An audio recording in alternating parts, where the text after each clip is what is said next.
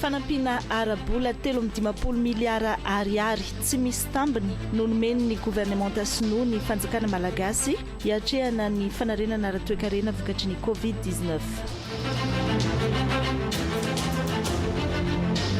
Naomby ny Dina Bisabo sy ny opération Savao any amin'ny faritra Sofia, maro ny omby alatra tafaverina amin'ny tompony, ny ena ihany koa ny alatromby.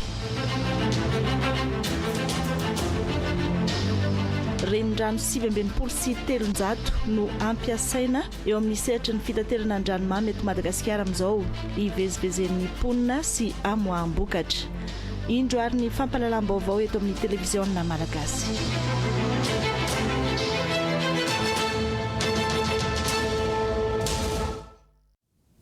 Angatsitrahako hatrany ianao tsy misaraka amin'ny televiziona malagasy manolotra ny arahaba tompoklasy sy tompokivavy asaiko ary ianao anaraka ny fampalalam-baovao hatramin'ny farany. Ny hariva teo dia nitsidika ny fanamboarana ny kianja Barré etsy Mahamasina ny filohan'ny Repoblika. Ny kianja Barré izay efa madiva ho vita amin'izao fotoan'izao satria efa ny 700 ny asa no efa vita. Eo amin'ny kianja Barré ihany koa no andraisana sy anaovana ny matso amin'ny 9 jona izao ankalazana ny fetim-pirenena. Voavantany vita moa ny fikirakirana ny sary sy ny feo mirakitra izay vaovao izay dia hoarahintsika avy hatrany. Fa ndeha ho an'ny nosy be vetivety aloha isika mifanometanana amin'ny fahefana mpanatanteraka ny fahefana mpanao lalàna ny amin'ny fanarenana ny toe-karem-pirenena vokatry ny krizy ara-pahasalamana vokatry ny Covid-19 taorian'ny dian'ny ministra ny fahasalamam-bahoaka tany nosy be dia ny filohan'ny antenimiran-dolona indray no any an-toerana amin'izao fotoan'izao mampirisika ny poniny nosy be amin'ny fanaovam-bakisiny fanefitra amin'izay Covid-19 izay ho manana sahady amin'ny fisokafany nosy be amin'ny fizahantany izay ifantohan'ny toe-karena izany faritra izany any an-toerana. Ny televiziona malagasy namanay mpanao gazety Sarsa Florent no hitondra ny andindiny-baovao. Efa miomana amin'ny fanokafana ny fizahantany eto nosy be sy ny any Sainte-Marie ny fitondram-panjakana amin'izao ka atao lohalarana amin'ny fahavitana vaksiny ny ponina amin'ny toerana ireo indrindra fa ireo misehatra mivantana amin'ny mpizahantany. Io ny antony lehibe nahatonga ny fidinana ifotony nataon'ny filohan'ny antenimiran-dolona teto amin'ny boriborintany ampangoriana nosy be. Nosy be Ramantolo dia ezahana daholo mba ho vita 100% mihitsy vaksiny mba ahafahantsika mba mandray ireo mpizahatany vahiny izay sahirana ihany koa any amin'ny toerana izay misy azy avy dia mitady toerana mahafinaritra, mitady toerana izay atokisana tokoa zany amin'ny resaka hoe ny resaka ara-pahasalamana. Eo amin'ny lafiny ara-toe-karena moa dia fantatsika fa nosy be Ramantolo zany dia lohalarana amin'ny resaka fizahatany ary fizahatany dia eo amin'ny 10 isanjato eo amin'ny fandraisana anjara amin'ny fitombon'ny ara-karena dia i nosy be i nosy komba zany no safidianana loany satria anisany nosy faran'izay jaly indrindra teto. Rehefa tsy nisy mpizahatany dia tena azo lazaina ihany koa hoe kere ny olona teto ary nieritreritra zareo hoe adino zany. Ankoatra izay dia nanolotra kojakoja maro samihafa ihany koa ny filohan'ny antenimiran-dolona toy ny fanomezana vary sy menaka ary akanjo mafana ho an'ireo be antitra. Eo ihany koa ny fanolorana fitaovana hoentina manadio ny tanàna. Tonga nanotrana ny filohan'ny antenimiran-dolona izao ireo mpitondra fanjakana eto nosy be sy ny avy amin'ny faritra ny Diana.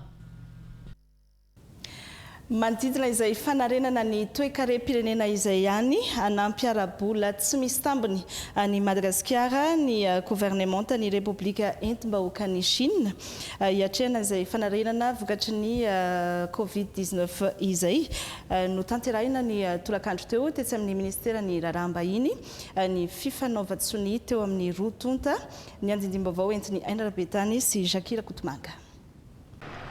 Fanampiana arabola mitetina 3.50 tapitrisa ariary na 10 tapitrisa ions RMB tsy misy tambiny no atolotry ny gouvernementany République eto-mahokany Chine ho an'ny fanjakana malagasy ho tantsoroka amin'ny fietrehana ny fampandroana sy ny fanarenana radio-karena ho an'ny Madagasikara taorian'ny olana naterak'izay Covid-19 izay.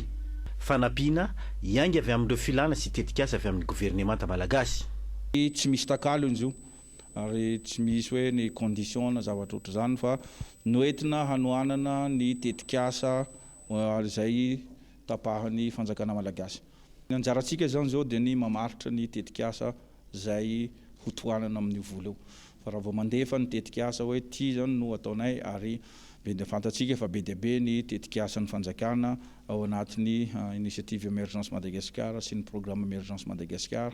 Ka tsika ny mamaritra ny tetikasa dia mandefa zay aminy dia rehefa mety moa zany dia tonga dia alefa ny vola.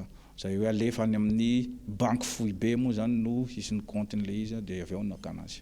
Mariky ny fanamafisana ny fiaraha-miasa sy ny fifandraisana ara-diplomatika eo amin'ny tany rototo izay 7 taona ny Sina izao hoy ny masivony Chine Nguyen Xiaomei izay nanoritra ny toizana zany hatrany.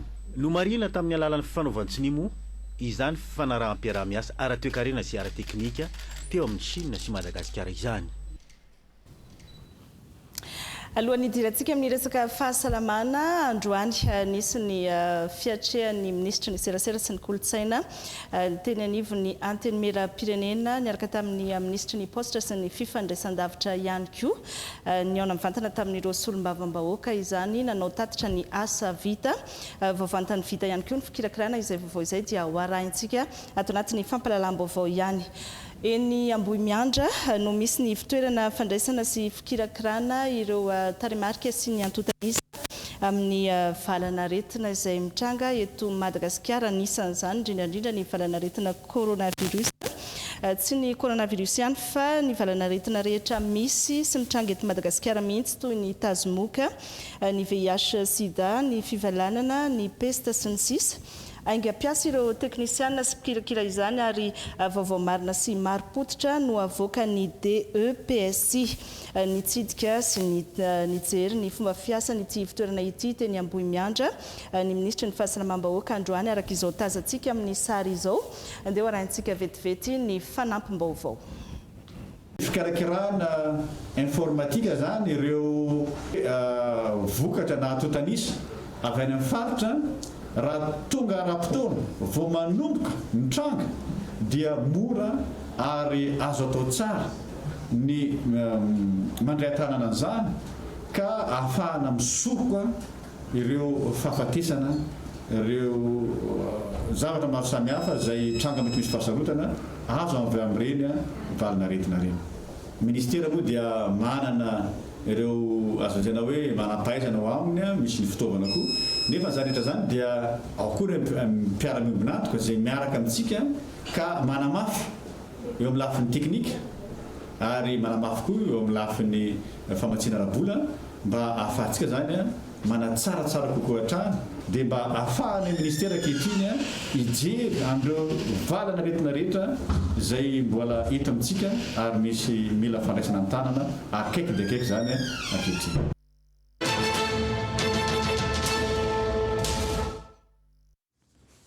Tsy mifanalavitra amin'izay fikirakirana ny informatika izay ihany no anomboantsika ny tapany faharoa amin'ny fampalalam-baovao nosokafana tany Ambodiboanara ny farany herinandro teo ny relais postal taorian'io nahazo fiofanana mikasika ny fikirakirana ny nomerika sy ny internet ny ponina any an-toerana miorary ny aina sy Rodriguez Zafmaly no hitondra ny antsipriam-baovao.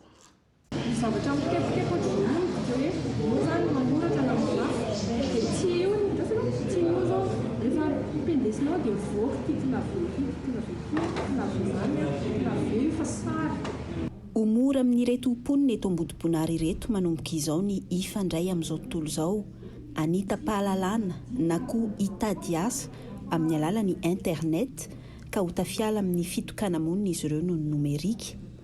Ireo mpiasan'ny commune, mpisehatra ny fahasalamana, mpitandro filaminana, ireo tanora mpianatra, ny mpanabe sy ny sisa samy nahazo izao fiofanana izao. Hijery ahoana ny fomba atao rehefa hitady zavatra anankiray mety ilaintegna ohatra asa sy zay type d'examen ny CP na zavatra hafa koa. Nianatra tao internet tamin'ny tablety maro karazana be raha nianarina tao cheville. Telo andro no faharetany ity fiofanana ity ka ny tanjona dia ny hitariana ny mponina mpiasa ny internet sy ny nomerika amin'ny fiainany andavanandro. Fa manatontosa fiaonam-be siantifika mandritra ny 2 andro any ranomafana ifanadiana ireo mpikaroka avy amin'ny foibe sy fitoerana ary laboratoara fikarohana misy eto Madagasikara. Isan'ny andrasana amin'ny fiaonan'io ny ananana fomba fiasa iombonana amin'ny fikarohana izay ataon'izy ireo ny mikasika ny zavamaniry fanao fanafody indrindrandrindra hijerena ny fanafody adina amin'ny valanaretina coronavirus tsy toaina Rakotorvonjy. Mahavonjy amin'ny tampoka tsy ampoizina pare à l'imprévu famaritan'ny mpikaroka ny zavamaniry ankapobeny io. Ny taondasa teo no nandraketana tao amin'ny base de données de plantes médicinales et aromatiques de Madagascar izay an'ny CNARP fa mahery ny 703 ny zavamaniry espèce fanao fanafody misy eto Madagascar. Ny 703 am'ireo no aromatique izany hoe ahitana lohamenaka na huile essentielle. Pikaroka sy tompona andraikitra avy amin'ny foibe pikarohany, université, laboratoire, école doctorale miisa 570 no mifampitaona mandritry ny 2 andro eto ranomafana. Hamaritana ny fomba hanatsarana ny tanjona iombonana, hamantarana ihany koa ny dingana vita ny tsirairay, ahafahana miara-miasa sy mifanohana ara-pitaovana. Ahoana ny fomba atao mba ahafahantsika atao anatiny ato miara-miasa angakaingana kokoa amin'izay ny fahavitan'ny voka-pikarohana. Ambonin'izay ihany koa dia anangana société savante mahakasika ny recherche mikasika ny plante médicinale sy ny fitsaboana nentim-paharazana eto Madagasikara. Fananganana revue anankiray ahafahan'ny mpikaroka rehetrarehetra ao anatin'izany zavamaniry fanao fanafody izany manao publication ny résultat de recherche. Fampahafantarana voka-pikarohana samihafa ny santarana ny fiaonana teto hiampita amin'ny famaritana lalan-tsaina mampomba fiasa iombonana ety mikaroka indrindra amin'ny filana voka-pikarohana ety miady amin'ny aretina mianaka ankehitriny. Ny filoham-pirenena koa moa dia mampirisika hoe azo ampiasaina tsara amin'izay ny zava-maniritsika malagasy dia misy boky zay ho atao hiara-iasa ny mpikaroka izay mitovitovy sehatra fikarohana rehetra. Akoatra ny eto toerana dia nandray anjara tamin'ity fikaonandoha ity amin'ny alalan'ny visioconférence ny avy amin'ny fiombonam-be eran-tany misahana amin'ny fahasalamana na OMS sy ireo mpikaroka samihafa avy any ivelany. Efa miresaka manodidina ny fikarohana izay ihany isika namoaka manam-pahaizana iray sady voalohany teo anivo ny école doctorale géochimède ao amin'ny université ny Fianarantsoa. Diplôme doctorat HTR no azony taorian'ny fanohanan-kevitra nataony manodidina ny angovo nucléaire eto Madagasikara sy any Zimbabwe. Aina Randrana Arsan TV amin'ny Fianarantsoa no hitondra ny andindiny vaovao. Mbola olana mipetraka eto amintsika ny tsy fampin'ny angovo ovokarina nefa azo atao tsara hoy ny manampahaizana iray ny mamokatra angovo nukleary satria betsaka ny ilana izany. Tsy ampiasana amin'ny énergie nucléaire rery ny ilana le uranium fa be dia be ny ilana anazy amin'ny fahasalamana, amin'ny rano, amin'ny resaka sakafo. Raha ny étude nataoko iny zany manana espérance sika ny ananana grand gisement d'uranium fa mbola betsaka zany ny étude atao atongavana amin'le exploitation mba mila fanampiana zany na amin'ny gouvernement na amin'ny organisme isan-karazany izay te hiditra ao anatin'io CETU. Taorian'ny fanohanan-kevitra nataony momba ny lohevitra hoe contexte géochimique et structuraux à la minéralisation uranifère dans le Greenstone Belt, cas de Madagascar et Zimbabwe, dia nisitraka ny diplôme habilitation à diriger des recherches ny professeur Rasoamalala Vololonirina vokatra voalohany navoaka ny sekoly géochimède université ny Fianarantsoa. Zay manko ny tanjona dia ny hamokatra ny olona azony diplôme ny doctorat na ny HTR. Ny HTR moa zany no lasa diplôme farany ambony aty amin'ny université ka dia andro ray to zato tokoa ny géochimie satria izy ny farany zandry indrindra zao amin'ny école doctorale zay misy eto fianarantsoa ary manerany Madagasikara koa izy koa manana spécialité manokana tanteraka satria tsy dia misy mpanina zany io géochimie sy chimie médicinale io. Raha ny fantatra moa ny 12 jona izao ihany koa dia mbola hiampy manampahaizana hafa havoaka nyity sekoly géochimède eto amin'ny université ny Fianarantsoa ity. Resaka fananganan-jaza no anoizatsika ny fampalalam-baovao voafehin'ny lalàna ny fananganan-jaza eto Madagasikara ary misy ny dingana tsy maintsy arahina amin'izany ny ACAM sampana iray eo anivon'ny ministeran'ny mponina no manana ny fahefana ara-panjakana ikirakira ny fepetra azona manangan-jaza araka ity fanadihadiana nataony Njaka Serge Andrenarso sy Tantely Andriambelo ity. Akoatra ny fifanarahana iraisam-pirenena izay efa nosoniavin'i Madagasikara dia misy ny lalàna manan-kery mifeny fananganan-jaza ka voasokajy manokana ao anatin'izany ny fananganan-jaza feno. Ny lalàna 2017-014 no mamaritra ny fananganan-jaza zany amin'izao fotoana izao.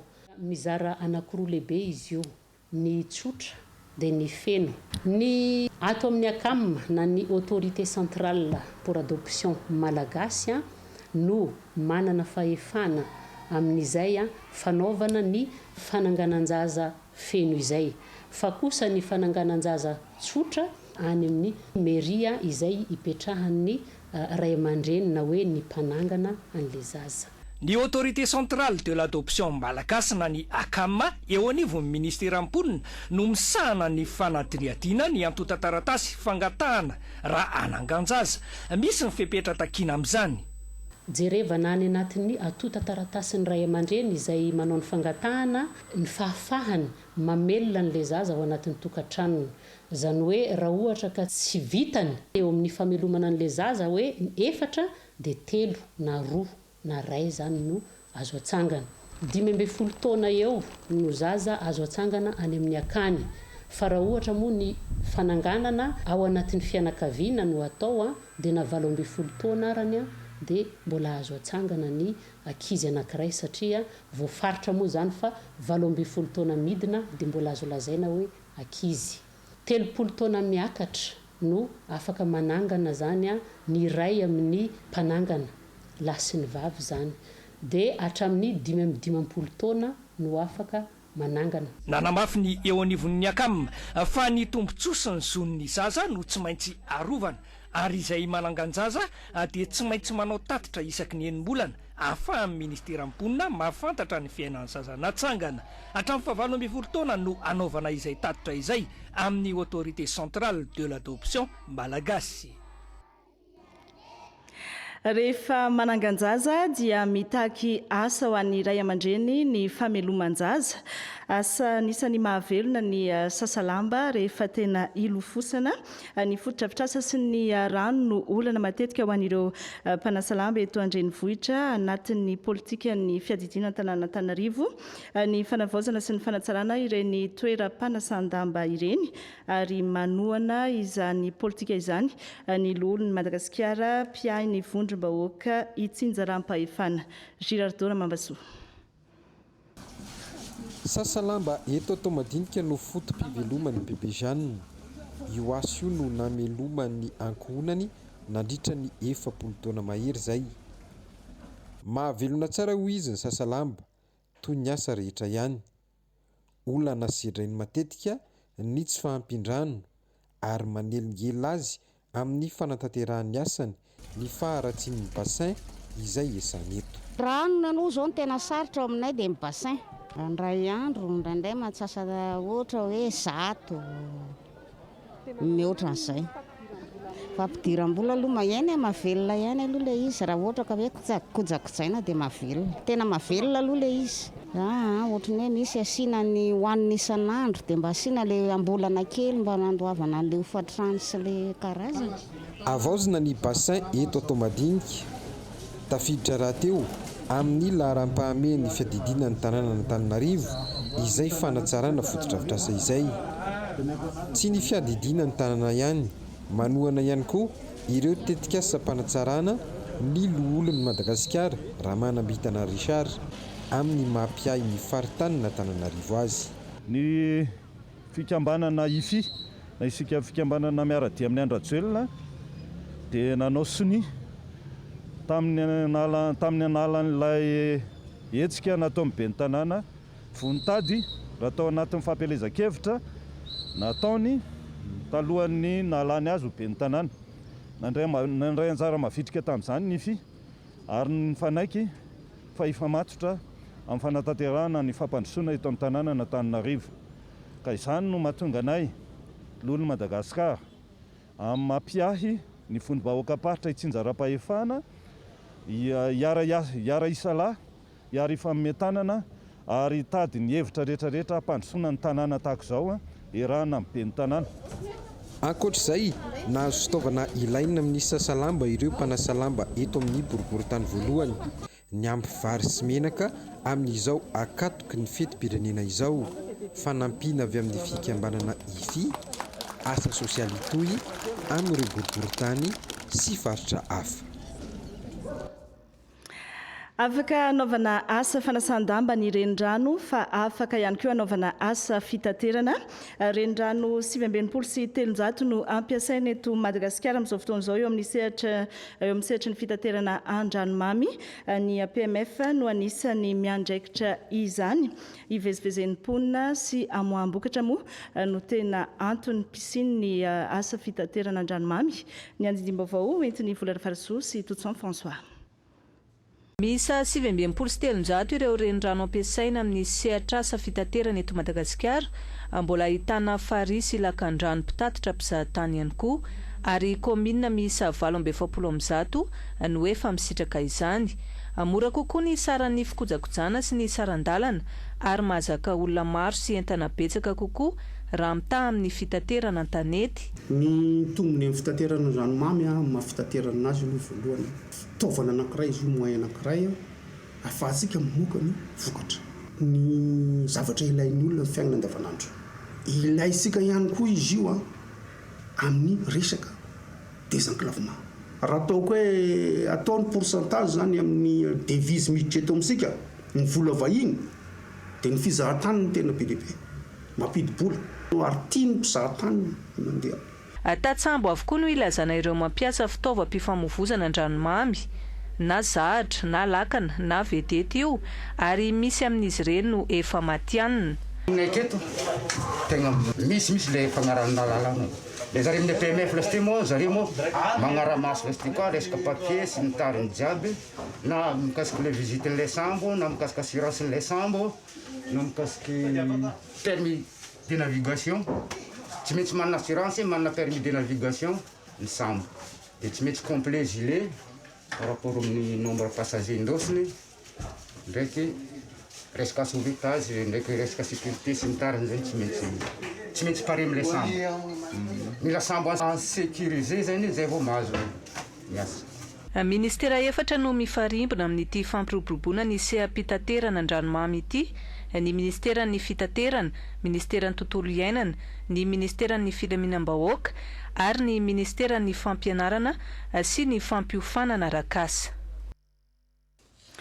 Faraky ny efa natsidiko tany am-piandohana dia nitsidika ny kianja bare etsy Mahamasina ny filohan'ny Repoblika ny ariva teo. Andeha ho arahantsika avy hatrany ny lahateniny tao anatin'izany fitsidihana izany. Ny matso aloha zany matso amin'ny fankalazana ny fetim-pirenena, nankalazana ny fiverenana ny fahaleovan-tena dia ataontsika eto Mahamasina. Zay zany ny zava-dehibe. Mbola tsy fitokanana io.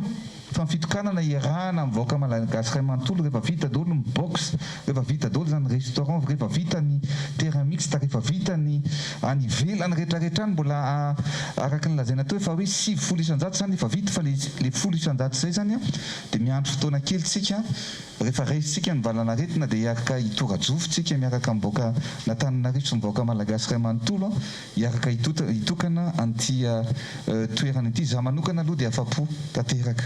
Mahafakely an'ity kianja ataontsika ity dia miavaka amin'ny kianja rehetra satria tsy hoe nanao kianja fotsiny tsika ny kianja moa zany dia hoe mampiray nampiray an'ny malagasy rehetra nampiray an'ny tsika rehetrarehetra ary zay ny antony nanovana an'io mantsy ilay couleur ny sezy dia nataontsika couleur sainam-pirenena satria ny sainam-pirenena no mampiray ny malagasy rehetrarehetra ny barea no mampiray ny malagasy rehetrarehetra zay nanaovantsika ary zavatra apetraka ho an'ny taranaka faramandimo ny zavatra atao eto fa ny nampiavaka anazy indrindra dia misy hôtely ato misy hôtely any amin'ny farany ambony no jerevantsika eo rehefa avy eo donc rehefa tonga ny barea atyany no mipetraka rehefa misy mpitsidika mpizahatany dia ato no afaka mipetraka zay zany hafa kely zany hoe isy ty kianjo ty zany dia isy fidiram-bola betsaka ahafana mikarakara an'ity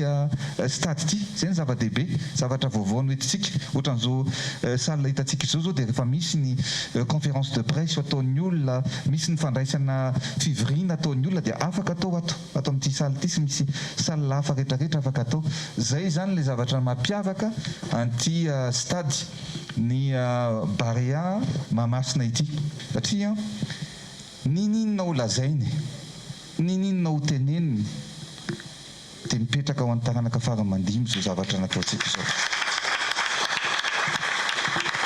zavatra efa tsy vita izao tsika amin'ny teny izao ary zavatra nataotr' izao dia dans les normes za manokana aloha tena midobodoboka be ny fo sady ravoravo be mihitsy hoe tena faly vita ihany tya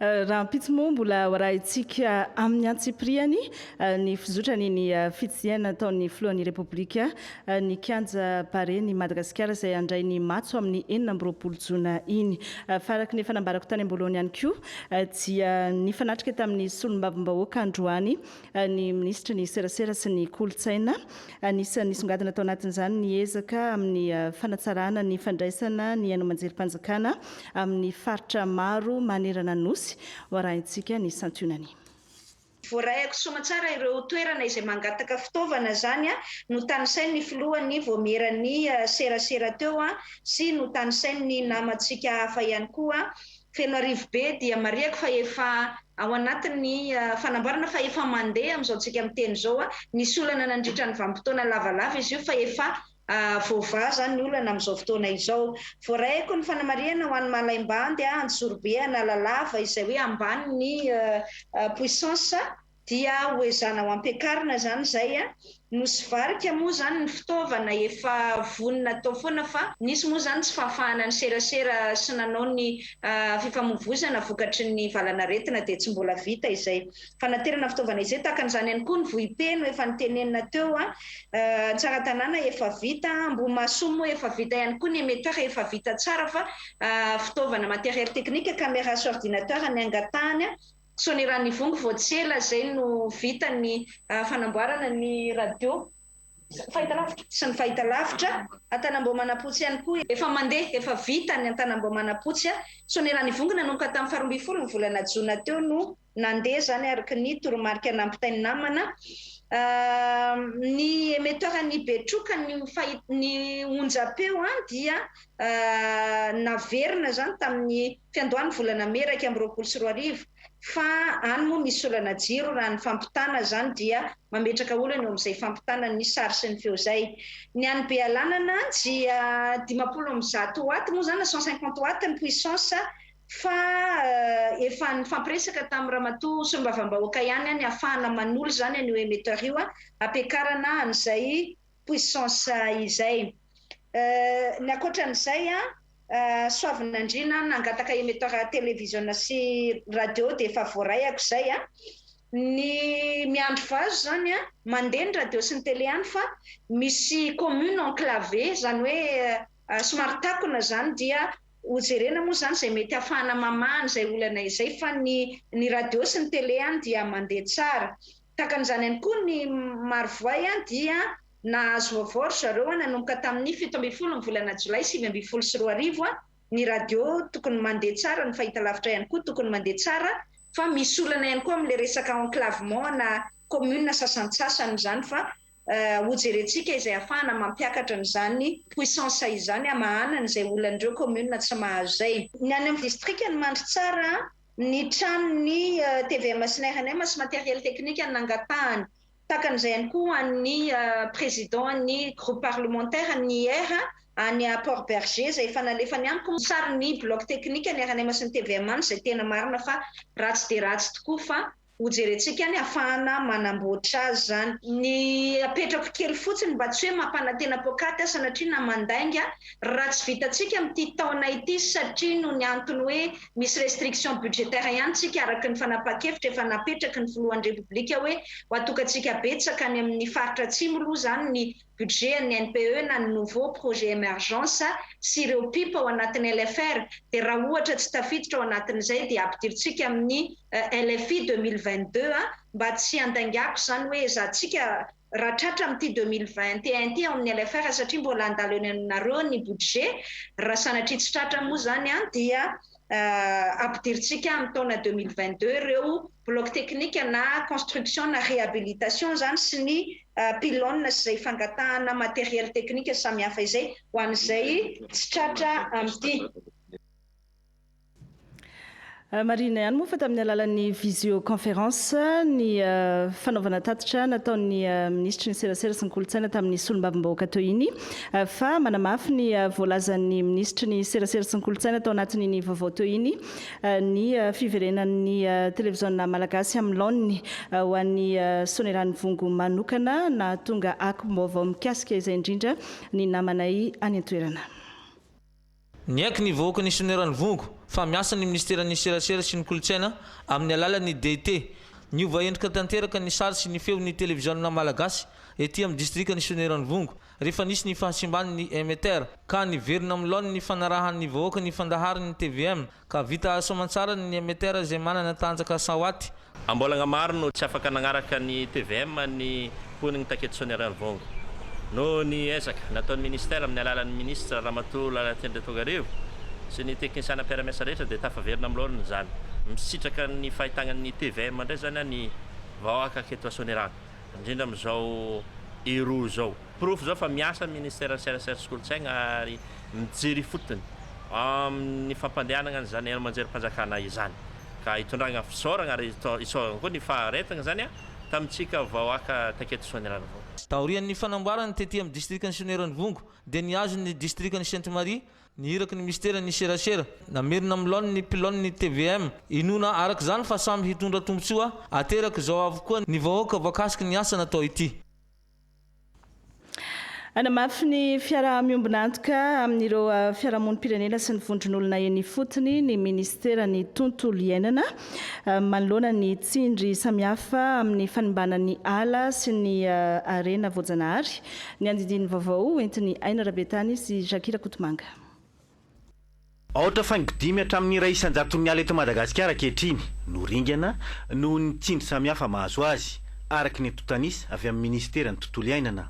Ankoatry ny doro-tanety sy ny fitrandrahana dia ny famadihana ny ala ho teram-pambolena no akamaroan'ny tranga mahatonga izany. Tetika asa imasoan'ny ministera ifehezana izany ny fiarahamonibonantoka amin'ireo fiarahamonim-pirenena misehatra amin'ny fikajiana ny tontolo iainana sy ireo vondron'olona eny fotony. Ny ministera ny tontolo iainana sy ny fandrosoana lovain-jafy dia miara-miasa tokoa amin'ireo vondron'olona ifotony ireo amin'ny fitantanana ny ala satria ireo zany no manakaiky kokoa ny toerana izay misy ny ala ka ny fanomezana andraikitra sy fanomezana famindram-pitantanana azy ireo dia anisan'ny tombony lehibe mba ahafahan'izy ireo zany miay avy hatrany an'ireo ilay ala manakaiky azy ary mandray ny andraikitra amin'ny fiarova na ny fitantanana ny fanatevenana ny fanarenana ireny ala ireny ka ny ministera tompon'andraikitra zany dia manome azy ireo ny famindram-pitantanana sy ny tantsoroka ara-teknika miaraka amin'ireo mpiara-mombonantoka sy ny mpamatsy vola mba ahafahan'izy ireo zany manatanteraka an'izay asa izay. Anatin'izay zany dia tsy ny ministera ihany fa misy an'ireo mpanao tantsoroka isan-karazany ireo société civile izay misehatra ao anatin'ity tontolo iainana ity dia misy tokoa ny fiarah-miasa ary fifandrindrana eo amin'izay asa izay mba ifameno ny zavatra tanterahan'ny ministera. Ny ministera no manome ny toromarika rehetra, manome ny torolalana fa ireny ataontsika hoe fiarahamonim-pirenena isan-karazany ireny zany dia manaraka an'ireo paikady omen'ny ministera mba atotosana soamatsara sy atratrarana ny tanjona dia ny fitantanana maharitra mba olo mivahinjavy tokoa ireo arena voajanahary ananantsika ireo. Famatsim-bola 7.3 tapitrisa dolara no natokany JFSCP PNUD ho tohana amin'ny fikajiana ny tontolo iainana eto Madagasikara araka izany. Eo amin'ny faritra avaratry ny nosy izay miavaka amin'ny arenan-dranomasina sy anala dia ny faritra Atsinanana amin'ilay manontolo manomboka ny avaratra ka hatrany atsimo izay misy ny tandavana Alamanjona Atsinanana dia misy ny faritra Alamaikina Atsimo Andrefana dia misy ny eo ampovoantany zany ireo faritra mivelatra efatra ireo zany ny tandronidoza na nirahana anoana ny JFSCP ny fokon'olona sy ny firaisamonim-pirenena tohana arabola sy ara-teknika izy io entina manohana an'ireo filany eny fotony amin'ny fiarovana irena voajanahary sy fanatsarana farikainany. Marina fa manodidina ny 700,000 no isan'ireo vondron'olona ifotony nahazo ny famindram-pitantanana ara-dalàna avy amin'ny ministera tompon'andraikitra dia miara-miasa akaiky amin'ireo fiarahamonim-pirenena.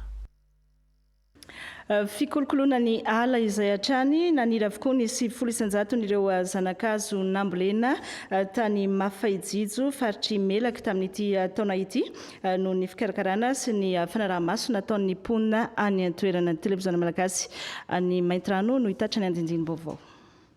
Tanteraka tokoa ny velirano fahafolo ny filoham-pirenena manao hoe fitantanana maharitra sy ny fiarovana ny tontolo iainana ary ny Madagasikara rakotr'ala ato anatin'ny faritra Melaky hoy ny governoran'ny Melaky raha nanao ny tombanezaka ny fambolekazo izay vita fikarakarana tao amin'ny komina ambanivohitra ny Mafaijijo.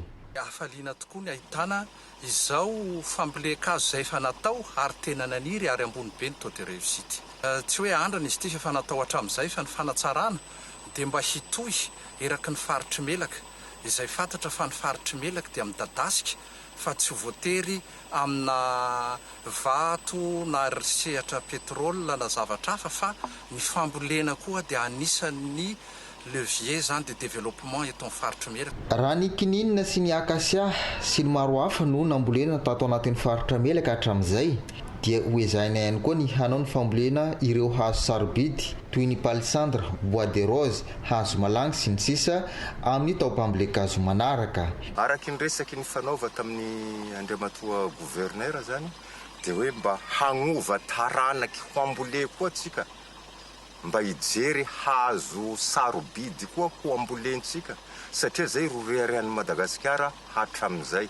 Izao fambolekazo zao dia natao tany amin'ny volana janoary 2024 ity. Raha ny ray alina fototra no nambolena tao anatin'ny velarantany 10 hektara dia saika 700 izany no maniry soamantsara avokoa. Raha ny fanambin'ny komina Mafaijijo dia atao fitaratra sy modely ato anatin'ny distrikany Maintrano izao fambolekazo ato anatin'ity komina ity izao.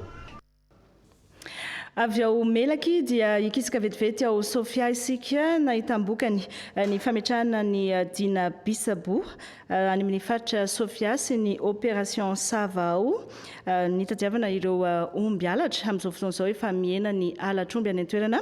Babi Stefana no hitondra ny andindiny vaovao. Ny enatra amin'ny 700 ny trangana alatr'omby tao amin'ny faritra Sofia tato anatin'ny enimbolana voalohany. Raha nahatratra 70 ny tranga tamin'ny taondasa dia 26 tamin'ity taona ity.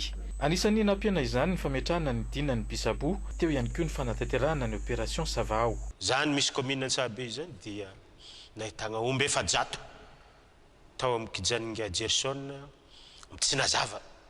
Dia misy koa amin'izany commune atao hoe Anjamengiriny zany nahitana omby tsy madio 300. Misy commune atao hoe Agnadrano zay nahitana omby misy 500. Ka reo zany rehefa natao zany kajikajy natao total agnohagny amin'ny omby 1000 zany hita tamin'ny Kijaninga Gerson omby halatra avokoa. Ka reo omby reo zany amizao presque tafaverigny amin'ny tompony. Ankoatra izay moa dia lehilahy iray izay vao marina fa jiolahy indahany no voasambotra ka efa manefa sazy any Amponja. Manapetra ny fotoana raha ampitso manao misimisy azadino fa hoarahinao amin'ny 10 alina ny lalao ifanandrinan'ny France amin'ny Allemagne ao anatin'ny Euro 2020 amin'ny 10 alina izay lalao izay mametraka ny filma mandra-pionary mirary soa tompoko lasy tompoko vavy.